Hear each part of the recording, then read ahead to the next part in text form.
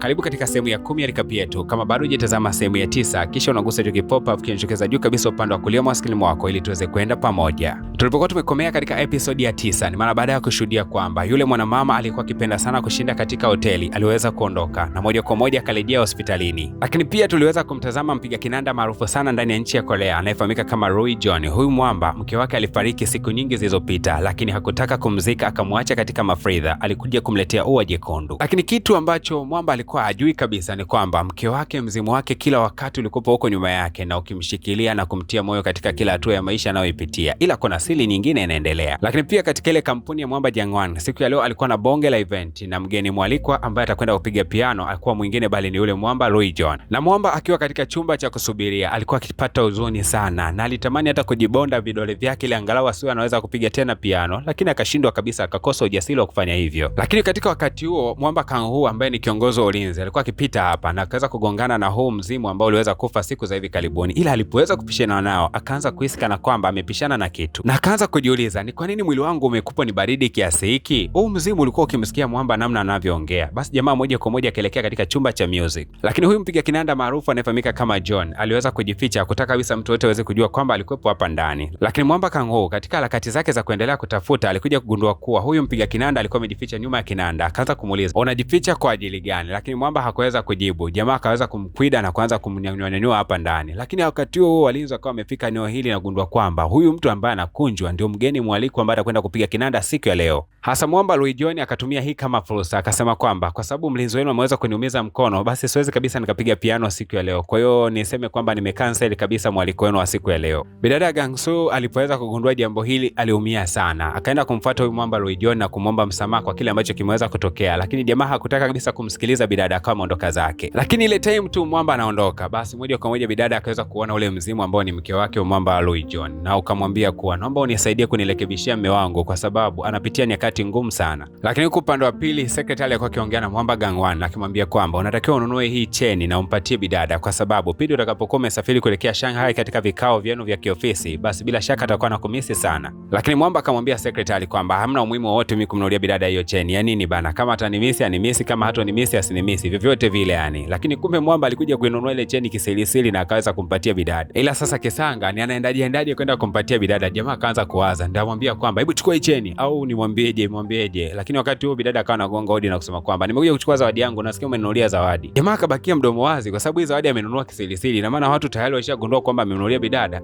Mambo haya hatari kweli kweli. Mwamba akamruka bidada na kusema kwamba mimi sio ambaye nimekununulia hii zawadi. Hii zawadi nimenunua kwa ajili ya mtu mwingine. Bidada akasema poa tu bana, nilikuwa naulizia peni yangu moja hivi ambayo nilikuwa naandikia masuala ya ilizi hivi. Umeiona?